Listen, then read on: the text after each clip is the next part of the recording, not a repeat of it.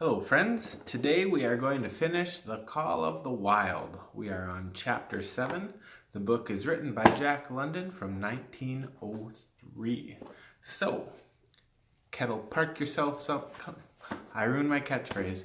Kettle, park yourself somewhere comfortable and enjoy the last chapter of The Call of the Wild. Chapter 7. The Sounding of the Call. When Buck earned $1,600 in 5 minutes for John Thornton, he made it possible for his master to pay off certain debts and to journey with his partners into the East after a fabled lost mine, the history of which was as old as the history of the country. Many men had sought it, few had found it, and more than a few there were who had never returned from the quest.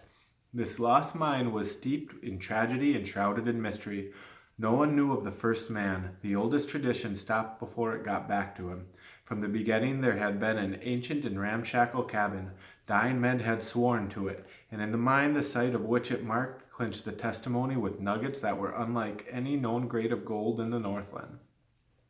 But no living man had looted this treasured house, and the dead were dead. Therefore John Thornton, Pete, and Hans, with Buck and half a dozen other dogs, faced into the east on an unknown trail to achieve where men and dogs as good as themselves have failed.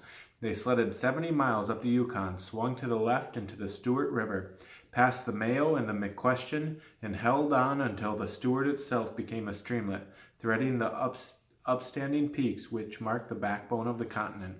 John Thornton asked little a man of or nature. He was unafraid of the wild. With a handful of salt and a rifle he could plunge into the wilderness and fare wherever he pleased, and as long as he pleased.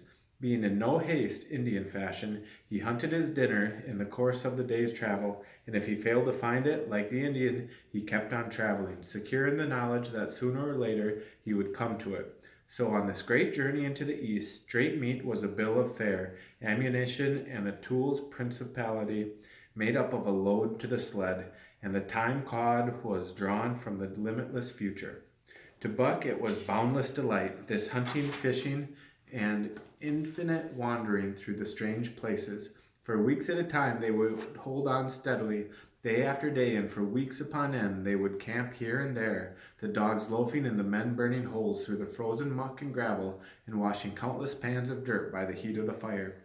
Sometimes they went hungry, sometimes they feasted riotously, all according to the abundance of the game and the fortune of the hunting.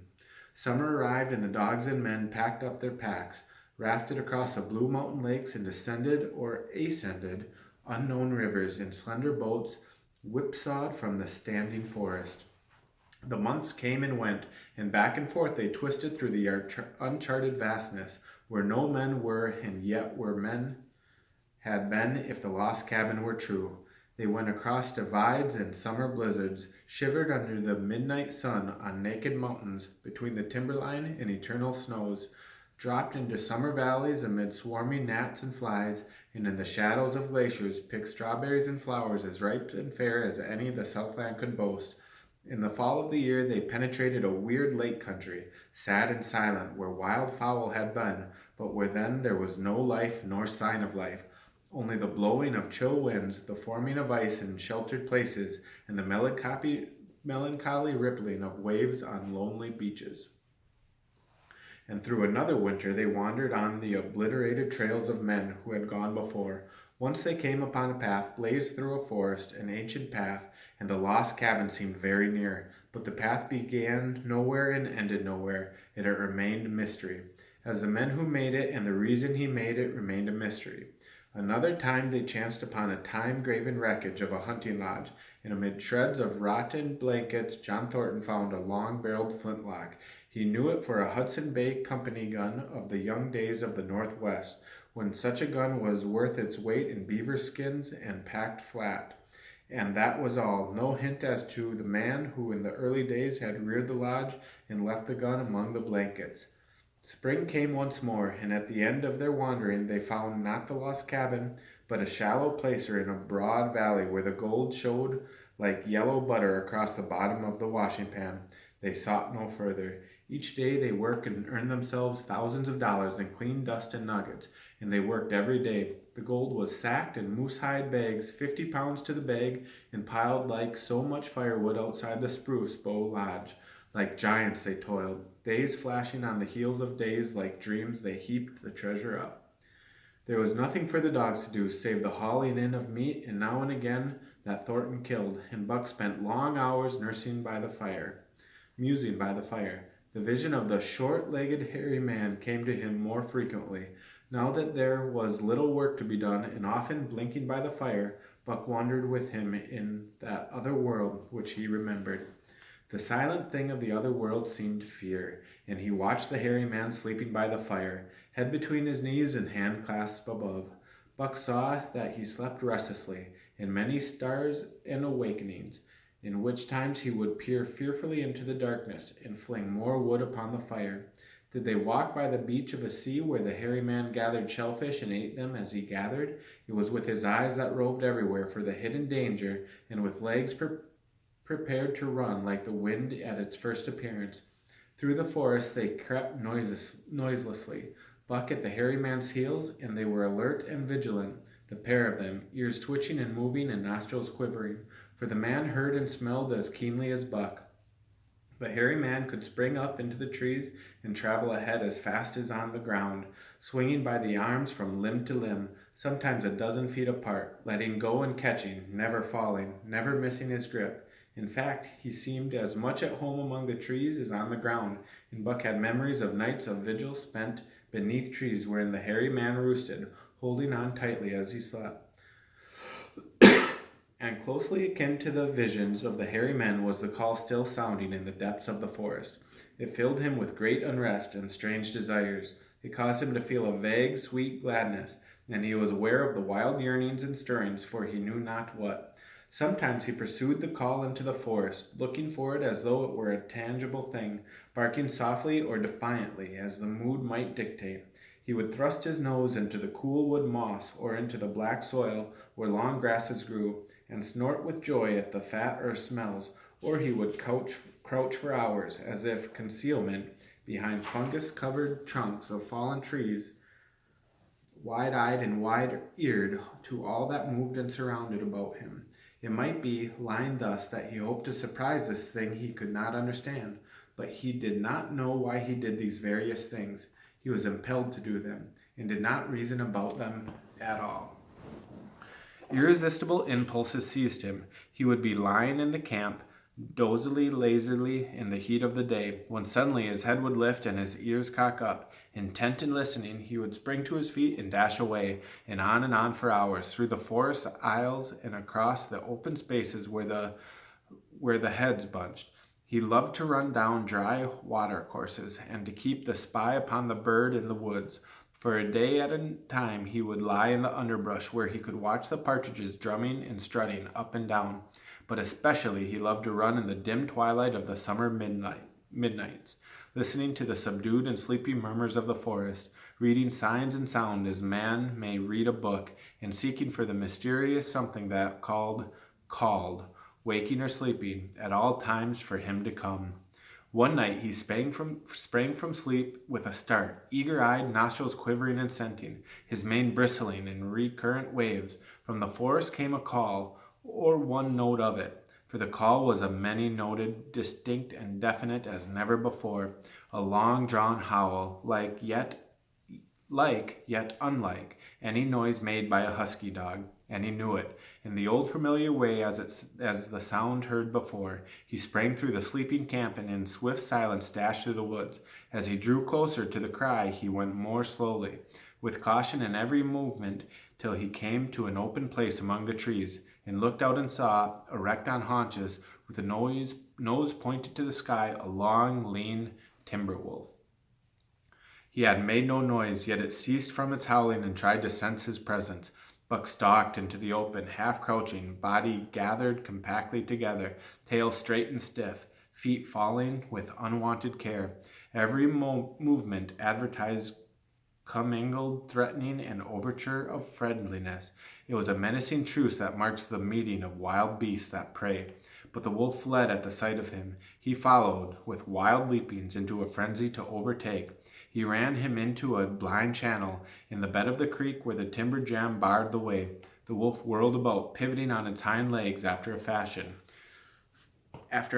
Joe and of all cornered husky dogs, snarled and bristling, clipping his teeth together in a continuous and rapid succession of snaps.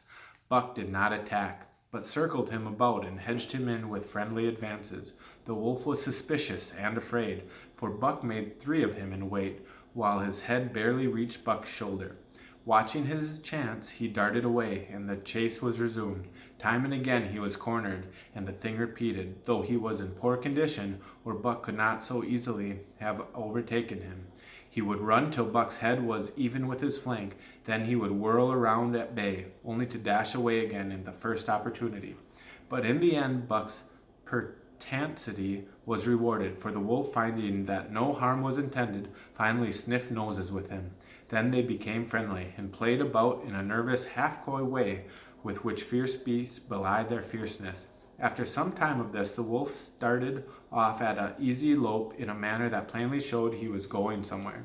He made it clear to Buck that he was to come, and they ran side by side through the somber twilight, straight up the creek bed and into the gorge from which it issued, and across a bleak divide where it took its rise.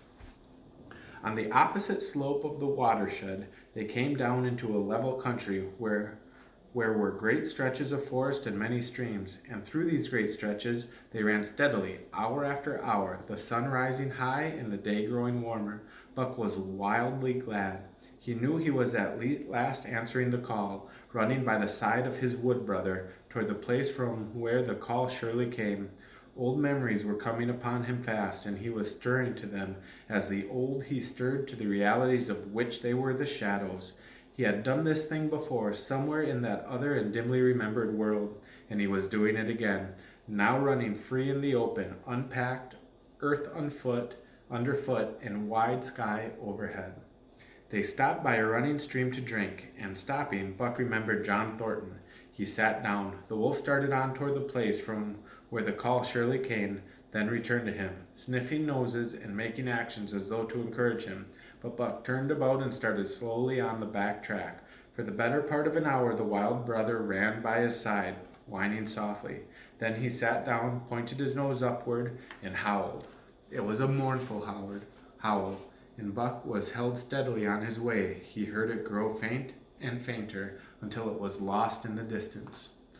John Thornton was eating dinner when Buck dashed into camp and sprang upon him in a frenzy of affection, overturning him, scrambling upon him, licking his face, biting his hand, playing the general tomfool, as John Thornton characterized it, and while he shook Buck back and forth and cursed him lovingly. For 2 days and nights Buck never left camp, never left Thornton's out of his sight. He followed him about at his work, watched him while he ate, saw him into the blankets at night and out of them in the morning. But after 2 days the call of the forest began to sound more imperiously than ever. Buck's restlessness came back on him, and he was haunted by the recollections of the wild brother, and of the smiling land beyond the divide, and the run side by side through the wide forest stretches. Once again he took to wandering in the woods, but the wild brother came no more, and though he listened through long vigils, the mournful howl was never raised. He began to sleep out at night, staying away from the camp for days at a time, and once he crossed the divide at the head of the creek and went down into the land of timber and streams. There he wandered for a week, seeking vainly for fresh sign of his wild brother, killing his meat as he traveled, and traveling with a long, easy lope that seems never to tire. He fished for salmon in the broad stream that emptied somewhere into the sea, and by the stream he killed a large black bear, blinded by mosquitoes while likewise fishing, and raging through the forest, helpless and terrible. Even so, it was a hard fight, and it aroused the last latent remnants of Buck's ferocity. And 2 days later, when he returned to his kill and found a dozen wolverines quarreling over the spoil, he scattered them like chaff, and those that fled left 2 behind who would quarrel no more. The blood longing became stronger than ever before. He was a killer, a thing that preyed, living on things that lived, unaided alone by virtue of his own strength and prowess, surviving triumphantly in the hostile environment where only the strong survived. Because of all this, he became possessed of great pride in himself, which communicated itself like a contagion to his physical being. It advertised itself in all his movements, was apparent in the play of every muscle, spoke plainly as speech in the way he carried himself, and made his glorious furry coat, if anything, more glorious. But for the stray brown on his muzzle and above his eyes, and for the splash of white hair that ran midst down his chest, he might well have been mistaken for a gigantic wolf, larger than the largest of the breed. From his St. Bernard father he had inherited size and weight, but it was his shepherd mother who gave him shape to that size and weight. His muzzle was the long wolf muzzle, save that it was larger than the muzzle of any wolf, and his head, somewhat broader, was the wolf head of a massive scale. His cunning was wolf cunning and wild cunning, his intelligence shepherd intelligence and St. Bernard intelligence, and all this, plus an experience gained in the fiercest of schools, made him as formidable a creature as any that roamed the wild, a carnivorous animal, living on the straight meat diet. He was in full flower, at the high tide of his life, overspilling with vigor and virility. When Thornton passed a caressing hand along his back, a snapping and crackling followed the hand, each hair discharging its pent magnetism at the contact. Every part, brain and body, nerve, tissue, and fiber, were keyed to the most exquisite pitch, and between all the parts there was a perfect equilibrium or adjustment. To sights and sounds and events which required action, he responded with lightning-like rapidity, quickly as a husky dog could leap to defend from an attack or to be attacked. He would leap twice as quickly. He saw the movement or heard sound and responded in less time than another dog required to compass the mere seeing or hearing. He perceived and determined that and responded in the same instant. In point of fact, the three actions of perceiving, determining, and responding were sequential, but so infinitesimal were the intervals of time between them and what appeared simultaneously. His muscles were supercharged with vitality and snapped into place sharply like steel springs. Life seemed through him in splendid flood, glad and rampant, until it seemed that it would burst him asunder to a sheer ecstasy and pour forth generously over the world. Never was there such a dog, said John Thornton one day, as the partners watched Buck march out of camp. When he was made, the mold was broke, said Pete. By jingo, I think it myself, Hans affirmed. They saw him marching out of camp, but they did not see the instant and terrible transformation which took place as soon as he was within the secrecy of the forest. He no longer marched. At once he became a thing in the wild, stealing along softly, cat-footed, a passing shadow that appeared and disappeared among the shadows. He knew how to take advantage of every cover, to crawl on his belly like a snake, and like a snake to leap and strike. He could take a ptarmigan from its nest, kill a rabbit as it slept, and snap in midair the little chipmunks fleeing a second too late from the trees. Fish in the open pools were not too quick for him, nor were the beaver mending their dams. Too wary, he killed to eat, not from wantonness, but he preferred to eat what he killed himself. So a lurking humor ran through his deeds, and it was his delight to steal upon the squirrels, and when he had all but had them, to let them go, chattering in moral fear, to the treetops. As the fall of the year came on, the moose appeared in greater abundance, moving slowly down to meet the winter in the lower and less rigorous valleys. Buck had already dragged down a stray, part-grown calf, but he wished strongly for a larger and more formidable quarry, and he came upon it one day at the divide at the head of the creek.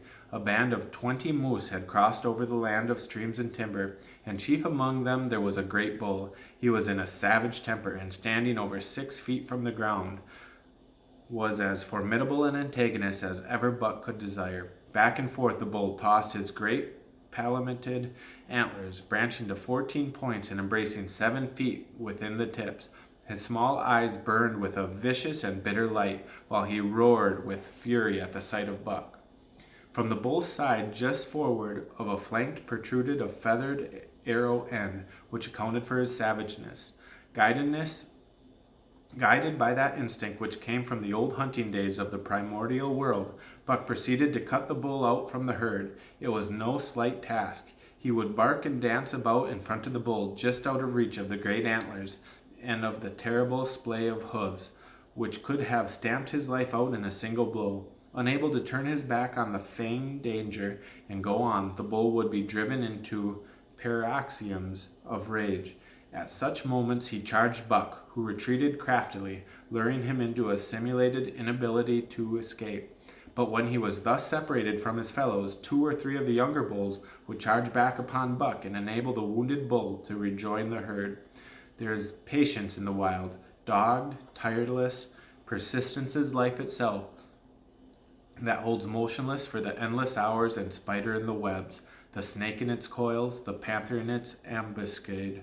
This patience belongs particularly to life when it hunts its living food, and it belonged to Buck, as he clung to the flank of the herd, retarding its march, irritating the young bulls, worrying the cows with their half-grown calves, and driving the wounded bull mad with helpless rage. For half a day this continued. Buck multiplied himself, attacking from all sides, enveloping the herd with a whirlwind of menace, cutting out his victim as fast as it could rejoin its mates, wearing out the patience of the creatures that were preyed upon, with which a lesser patience than that of the creatures preying.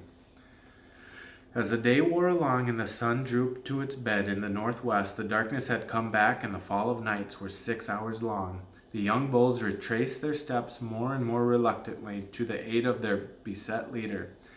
The downcoming winter was harrying them on to the lower levels, and it seemed they would never shake off this tireless creature, and held them back. Besides, it was not the life of the herd or of the young bulls that was threatened. The life of only one member was demanded, which was a remoter interest than their lives, and in the end they were content to pay the toll. As twilight fell on, the old bull stood over lowered head, watching his mates, the cows he had known, the calves he had fathered, the bulls he had mastered, as they shambled on at a rapid pace through the fading light.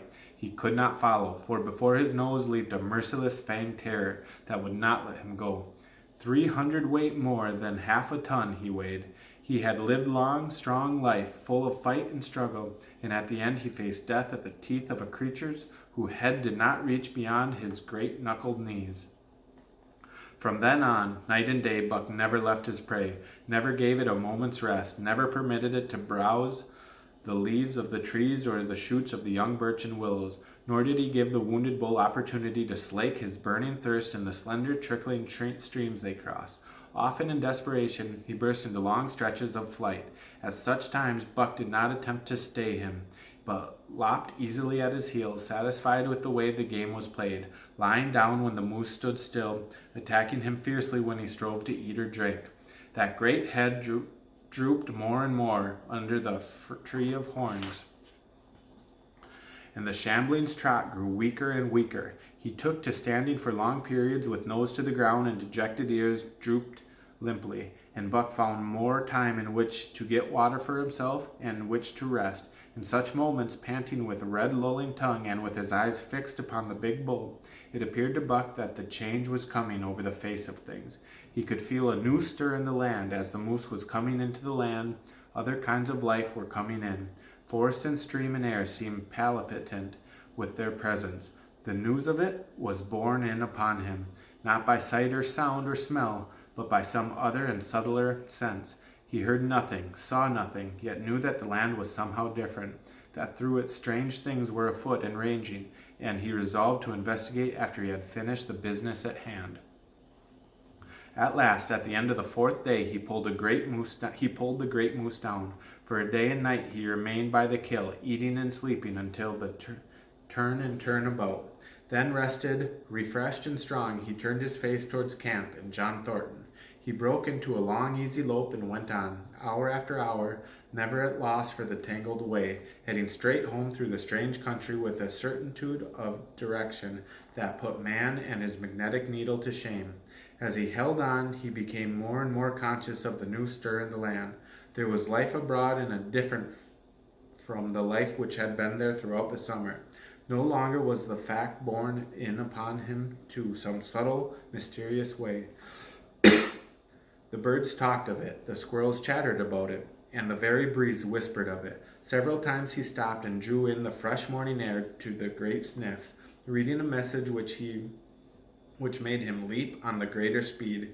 He was oppressed by the sense of calamity happening, if it were not calamity already happened, and as he crossed the last watershed and dropped down into the valley toward the camp, he proceeded with greater caution. 3 miles away he came upon a fresh trail that sent his neck hair rippling and bristling. It led straight toward camp and John Thornton. Buck hurried on swiftly and stealthily, every nerve straining and sense alert to the multitudinous details which told a story, all but the end. His nose gave him a varying description of the passage of life on the heels of which he was traveling. He remarked the pregnant silence of the forest. The bird life had flitted, the squirrels were in hiding. One only he saw, a sleek gray fellow, flattened against the gray dead limbs so that he seemed to be part of it, a woody excrescence upon the wood itself. As Buck slid along with the obscureness of a gliding shadow, his nose was jerked suddenly to the side as though a positive force had gripped it and pulled it. He followed the new scent into the thicket and found Nig. He was lying on his side, dead where he had dragged himself, an arrow protruding head and feathers from either side of his body. 100 yards further on, Buck came upon the sled dogs. Thornton had bought the Dawson. This dog was thrashing about in a death struggle directly on the trail, and Buck passed around him without stopping. From the camp came a faint sound of many voices rising and falling in the sing-song chant. Bellying forward to the edge of the clearing, he found Hans lying on his face, feathered with arrows like a porcupine. At the same instant, Buck peered out to where the spruce bow lodge had been, and saw what made his hair leap straight up on the neck of his shoulders. A gust of overpowering rage swept over him. He did not know that he growled, but he growled aloud with a terrible ferocity. For the last time in his life he allowed passion to usurp cunning and reason, and it was because of his great love of John Thornton that he lost his head.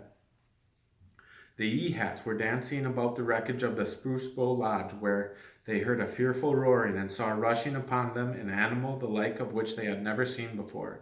It was Buck, a live hurricane of fury, hurling himself upon them in a frenzy to destroy.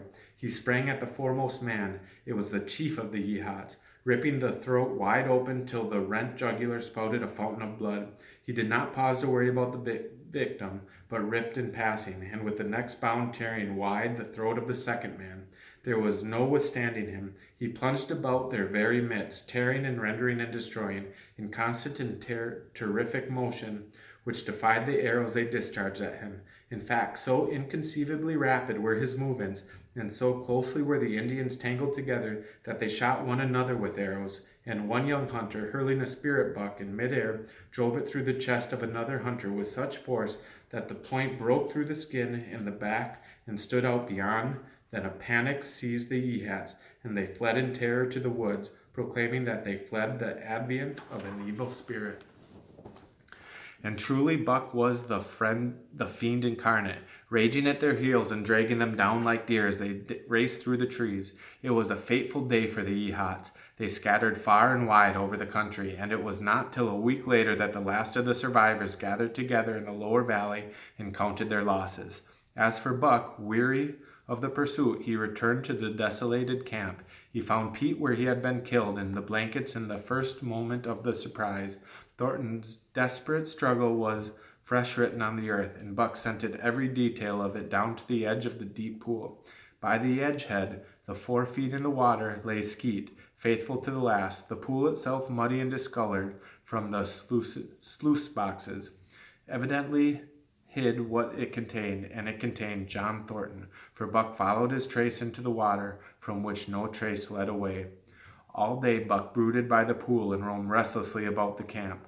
Death, as a sensation of movement, as a passing out and away from the lives of the living, he knew, and he knew John Thornton was dead. It left a great void in him, somewhat akin to hunger, but a void which ached, and which food could not fill. At times, when he paused to contemplate the carcasses of the Yeehats, he found the pain of it, and at such times he was aware of a great pride in himself, a pride greater than any he had yet experienced. He had killed man, and the noblest game of all, and he had killed in the face of the law of the club and fang. He sniffed the bodies curiously. They had died so easily. It was harder to kill a husky dog than them. They were no match at all. Were it not for their arrows and spears and clubs, henceforth he would be unafraid of them except when they bore in their hands their arrows, spears, and clubs. Night came on, and a full moon rose high over the trees and the sky, lighting the land till it lay bathed in a ghostly day.